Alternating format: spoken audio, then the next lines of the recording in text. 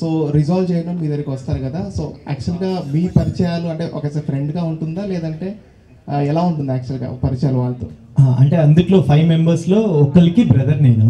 So నా తమ్ముడు ఉన్నాడు, ఆ ఇన్సిడెంట్ని సాల్వ్ చేయాలి అనే ప్రాసెస్లో నేను దాంట్లోకి ఎంటర్ అవుతాను అనమాట. అక్కడి నుంచి మేము సాల్వ్ చేసామా లేదా అనేదే కదన్న. సో అలా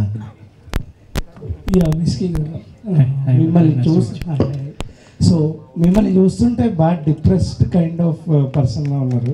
ఇది ఎంతవరకు నిజం? ఇందాకన్నట్టు వేరే సినిమా తీసింటే మేము లైవ్లో ఉండేవాడినేమో అండి, కానీ నాకు దగ్గరైన కదా ప్రతి చోట ఫీల్ అయ్యి ఇప్పుడు ఏదైనా మన పాస్ట్లో గతంలో పెయిన్ ఉంటే దాన్ని ఫీల్ అయ్యి తెలియకుండానే డిప్రెషన్ ఏమో తెలియదు కానీ ఆ బరువు అయితే ఉందండి.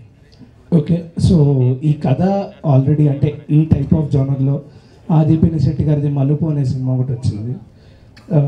అంటే ఈ టైప్ ఆఫ్ ఒక నైట్ పార్టీ, దాని తర్వాత వాళ్ళు ఒక ట్రాప్లో ఆ టైప్.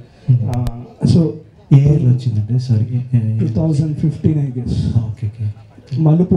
ఓకే, సో రిఫరెన్సెస్ ఏమైనా తీసుకుని చేశారా లేకపోతే ఓన్గా మొత్తం స్టార్ట్ టు ఎండ్ కొట్టేశారు? ఇందాకన్నట్టు ట్రూ స్టోరీ కదండి, అదొకటి ఉంది. Plus at the same time అంటే దీనికి ఎలా చెప్పాలి, మేము చాలామంది ఆడియన్స్ టెస్ట్ చేసామండి. ఎక్కడైనా ఏ సీన్ అయినా ఏ సినిమాలో రెఫరెన్స్ ఉందా, ఒక సీన్ అయినా ఉందా అని చాలామంది చెక్ చేస్తున్నాను. స్క్రిప్ట్ లెవెల్లో కానీ సినిమా లెవెల్లో కానీ కాన్షియస్గా నాకు తెలిసి ఈవెన్ పోస్టర్స్ డిజైన్స్లో కానీ ఆ పోస్టర్ ఉంది. ఈవెన్ ప్రతి దాంట్లో కాన్షియస్గా నాకు తెలిసి అయితే ఎక్కడి నుంచి అయితే రెఫరెన్స్ లేదు. ఒకవేళ వచ్చినా కూడా నాకు తెలియదు. నిందాక మలుపు అన్నారు, నాకు తెలియదు.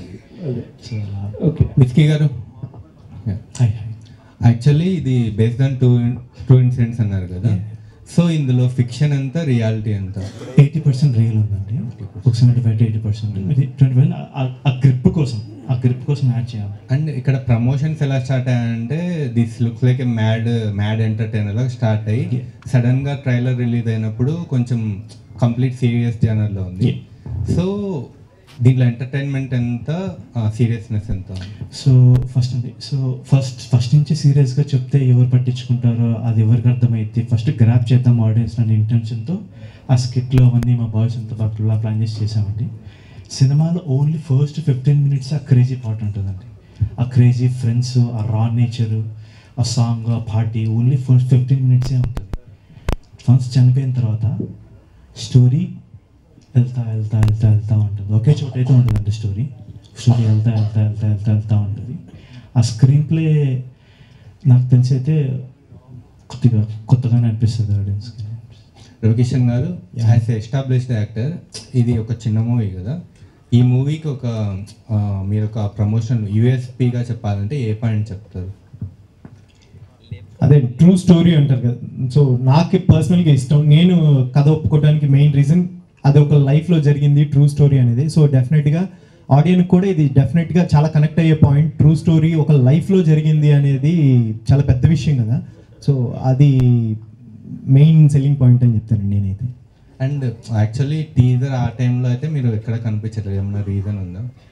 అలా ఏం లేదండి. యాక్చువల్గా మొత్తం విస్కీ బ్రో ప్లాన్ చేశారనమాట. ఫస్ట్ డే షూట్ నుంచి ఆయన ట్రైలర్ వరకు కంప్లీట్ ప్లాన్తో వచ్చారు, యూఎస్ నుంచి వచ్చారు. సో వచ్చినప్పుడే నాకు ముందే చెప్పారనమాట, టీజర్లో మీరు ఉండరు, ట్రైలర్లో మీ క్యారెక్టర్ రివీల్ అవుద్ది, అప్పటి నుంచే మీ పోస్టర్ ఉంటుంది ఇది అని. సో వాళ్ళ ప్లాన్ ప్రకారం వెళ్ళారు అంతే అండి. నాది అయితే ఇదే అండి. సినిమా ఎలా స్టార్ట్ అయ్యింది, బాయ్స్తో స్టార్ట్ అయ్యి చచ్చిపోతుంది, దాని తర్వాత ఏంటనేది కదా. ప్రమోషన్స్ కూడా అలాగే చేద్దామని బాయ్స్తో స్టార్ట్ చేసి ట్రైలర్లో చచ్చిపోతాడు, ఇక్కడ నుంచి ఇంక సీరియస్ వెళ్దామని ఏంటంటే. Hi, this is Kausalya. So మీరు బ్యాక్ మంచి కంటెంట్ ఉన్న రోల్స్లో మీరు బాగా కనిపిస్తున్నారు. అంటే ఒక సీరియల్ యాక్టర్గా కెరీర్ స్టార్ట్ చేసి ఆ తర్వాత మంచి లీడింగ్ లైక్ సపోర్టింగ్ ఆర్టిస్ట్గా కనిపిస్తూ, అండ్ ఇందులో కూడా వీళ్ళు సపోర్ట్ చేస్తున్నారని అనిపిస్తుంది కథ పరంగా. అండ్ అంటే ఈ రోల్ మీ దగ్గరికి వచ్చినప్పుడు మీకు ఫస్ట్ టైం ఏమనిపించింది? అంటే ఇప్పుడు దాకా చేసే అన్ని కొంచెం పెద్ద బ్యాక్డ్రాప్లో చేస్తున్నారు కదా, అలా కంపేర్ చేసుకుంటే ఇది చిన్న స్టోరీ, చిన్న బ్యాక్డ్రాప్ అవుతుంది కదా. సో ఏమనిపించింది ఫస్ట్ స్టోరీ మీ దగ్గరికి రాగానే?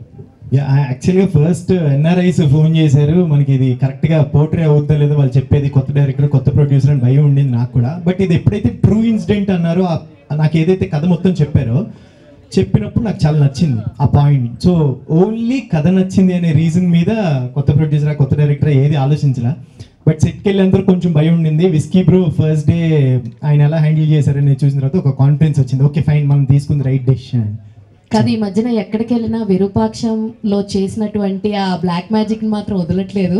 అలా ప్రతి ఒక్కరు అడగంగానే మీ ఫీలింగ్ ఏంటి ఎగ్జాక్ట్ గా? ఏంది బ్రో మీరనా లేదంటే ఏంటి? లేదు, యాక్చువల్గా దానికోసం నేను ఆ క్యారెక్టర్ కోసం కార్తిక్ బ్రో ఇచ్చిన ఇన్పుట్స్తో ఆల్మోస్ట్ ఒక సంవత్సరం 6 months 8 months నేను ట్రావెల్ అయ్యాను. ఆ పడిన కష్టం ఆడియన్కి ఇంత రీచ్ అయిందా అని చాలా చాలా హ్యాపీగా ఉంది. అది 10 times కాదు 1000 times అడిగినా సరే నేను చేయడానికి రెడీగా ఉంటాను, అంత ఇష్టం నాకు అది. All the very best. Thank you so much. Whisky గారు, సో హాయ్ అండి. ఫస్ట్ ఆఫ్ ఆల్ మీ పేరు చాలా క్యాచీగా చాలా డిఫరెంట్గా ఉంది. సో అంటే దాని వెనకాల రీజన్ ఏంటి అన్న తెలుసుకోవాలి. అండ్ నెక్స్ట్ థింగ్, ఇది రియల్ లైఫ్ ఇన్సిడెంట్ అని చెప్పేసి అన్నారు. సో వీళ్ళల్లో మీ క్యారెక్టర్ ఏంటి అన్న తెలుసుకోవాలనిపించింది. అంటే బాయ్స్ ఉన్నారు కదా, సో అందులో ఏ క్యారెక్టర్ మీదే అన్నది, అంటే రియల్ లైఫ్లో అంటే మీ దాని నుంచి ఇక్కడ తీసుకున్నారు, ఎవరి క్యారెక్టర్ మీద అయి ఉంటుంది అని చెప్పి అడుగుతున్నారు. సో ఫస్ట్ ఇది విస్కీ ఎందుకంటే hello hi yeah so first ఇది విస్కీ ఎందుకంటే అది అంటే క్లోజ్గా ఉన్న వాళ్ళకి అంటే కొద్దిగా అంటే ఒక క్లోజ్ పర్సన్కి సంబంధించింది అది. సో వాళ్ళ పేరు మాటికి ఎందుకు అని తేవడం అదొకటి. ఇంకొకటి ఆ రోజు జరిగినప్పుడు ఎవరు అబ్బాయి అంటే ఒకరైతే ఉన్నానండి, కానీ చెప్పేస్తే అది కొద్దిగా ఆ నెక్స్ట్ లేయర్స్ అవన్నీ రివీల్ అవుతాయి అనిపించింది. So and why this mass concept, ఎందుకు మీరు అసలు రివీల్ చేయట్లేదు? సో బేసిక్గా నాకు ప్రమోషన్స్ మీడియా ముందు రావడం నాకు జనరల్గా నచ్చదండి. జస్ట్ సినిమా తీసి వెళ్ళిపోదాం అనేది ఇంటెన్షన్ అది. కానీ మన సినిమా ప్రమోషన్ బయట అంటే ఎవరు వస్తారు ఎవరు చేస్తారు బాయ్స్ చేస్తున్నారు, కానీ నాకైతే నచ్చదు పర్సనల్గా ఇట్లా రావడము. సో రావాల్సి వస్తుంది. పెద్ద సేమ్ టైము మా ఇంట్లో తెలియదండి నేను ఫిల్మ్ చేస్తున్నట్టు. సో మా ఇంట్లో ఆ టబు ఉంది, వాళ్ళు తెలిసి హర్ట్ అవుతారు.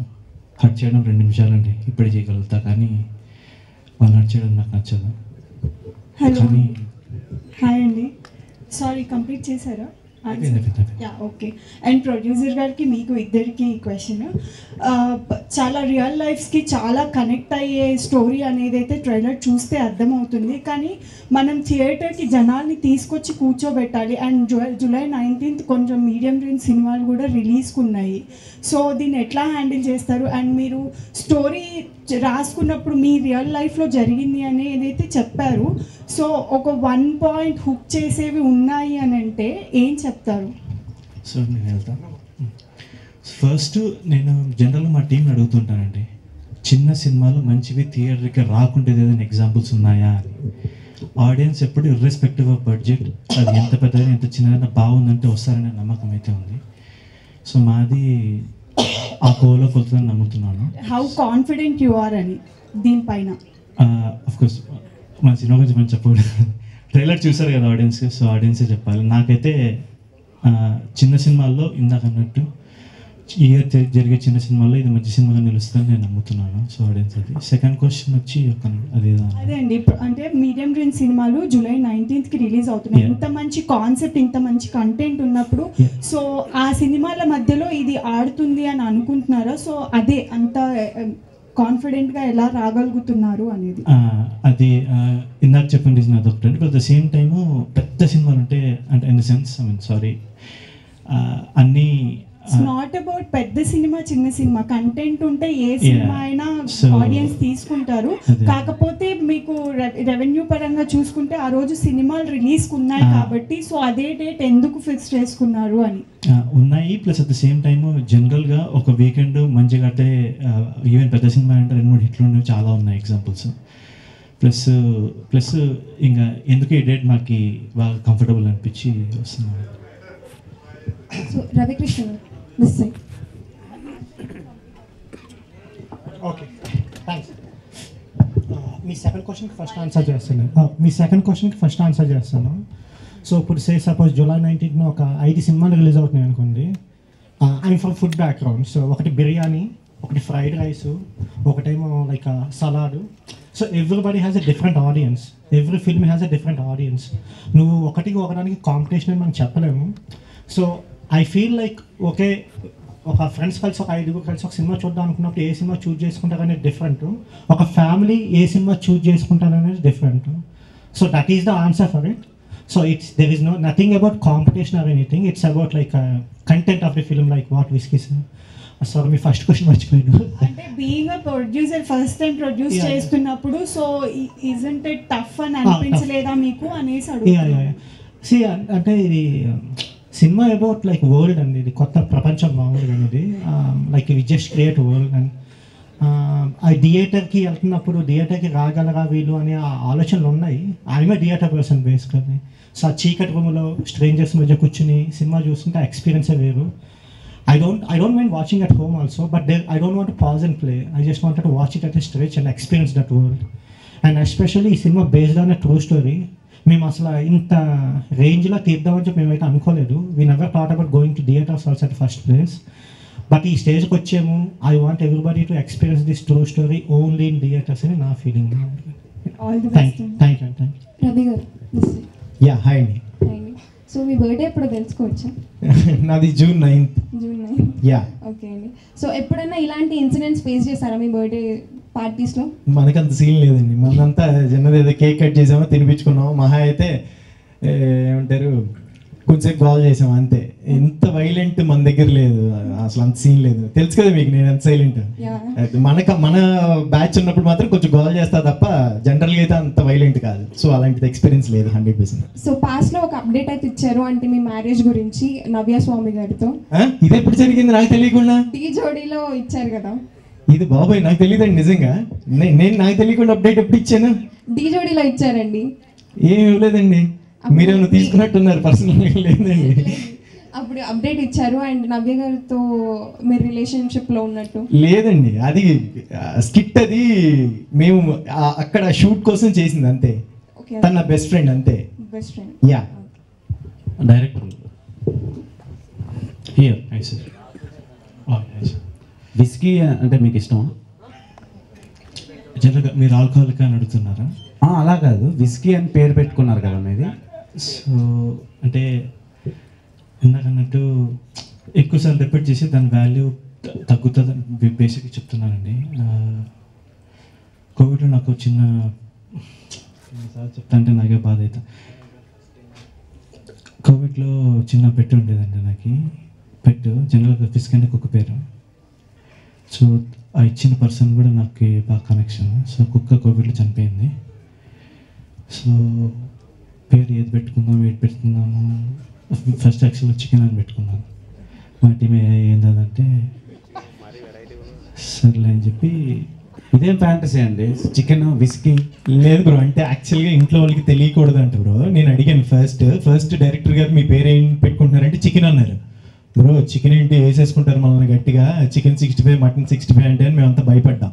దాని తర్వాత ఆయన ఎమోషనల్గా చెప్పింది ఏంటంటే ఏదో ఒక పేరు పెట్టుకోవాలి, నేను ఇంట్లో వాళ్ళకి తెలియకూడదు కాబట్టి. సో నాకు పెట్తో చాలా లవ్ బాండ్ ఉండింది, ఆ పెట్ పేరు పెట్టుకుంటాను అని విస్కీ అన్నారు బ్రో. విస్కీ అన్నప్పుడు కూడా టెన్షన్ పడ్డాను కానీ బట్ పెట్ లవ్ అన్నప్పుడు కొంచెం జెన్యూన్ కాబట్టి ఏం మాట్లాడలేకపోయాను బ్రో. నేను భయపడ్డా ఫస్ట్, నేను కూడా మీలాగే.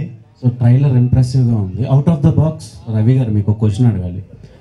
ప్రజెంట్ బయట మీరు కలిసి యాక్ట్ చేసిన రాజ్ తరుణ్ గారి మీద ఒక ఇష్యూ నడుస్తుంది, దాని మీద మీరు ఏమైనా రియాక్ట్ అవుతారా? బ్రో నాకంటే బ్రోతో నేను రాజ్ బ్రోతో వర్క్ చేసి ఆల్మోస్ట్ 3 years అయిపోయింది బ్రో. దాని తర్వాత ఎప్పుడైనా కలవటమే తప్ప పర్సనల్ లైఫ్ నాకు అంత పరిచయం లేదు. అంటే కామన్ పీపుల్కి ఏం అర్థం కావటం లేదు ఎవరిది తప్ప అని. సో మీ పర్సెప్షన్లో రాజ్ తరుణ్ గారు కరెక్టా కాదా అని అడుగుతున్నాను. అంటే అసలు మొత్తంగా నేను యాక్చువల్గా షూట్లో ఉన్నాను బ్రో, బ్యాక్ టు బ్యాక్. అసలు ఏం జరిగింది అనేది నాకు తెలియదు. సో మనం దాని గురించి ప్యారలల్గా తెలియకుండా 2 versions ఉంటాయి కదా ప్రతి కాయిన్కి. సో ఆ 2 versions తెలియకుండా మనం మాట్లాడకూడదు కదా. సో ఏమనుకోదు bro, sorry. Okay bro, all the best. Thank you so much bro. Thank you. Whisky hi sir. Trailer బాగుంది. అంటే ట్రూ ఇన్సిడెంట్ అంటున్నారు కదా, యూఎస్లో జరిగిన ఇన్సిడెంట్. సో దీన్ని రీక్రియేట్ చేసేటప్పుడు మీరు ఎంత కష్టం, ఫస్ట్ టైం డెబ్యూట్ డైరెక్టర్ కదా మీరు, ప్లస్ మీ ఐడెంటిటీ కూడా బయట చెప్పుకోలేకపోతున్నారు మీ ఫ్రెండ్స్ తప్ప ఫ్యామిలీస్. సో ఈ స్టోరీని ఎంతవరకు మీరు ఇచ్చేసారు, రీక్రియేట్ చేసేటప్పుడు ఎంతవరకు యూఎస్లో పోర్షన్ షూట్ చేశారు?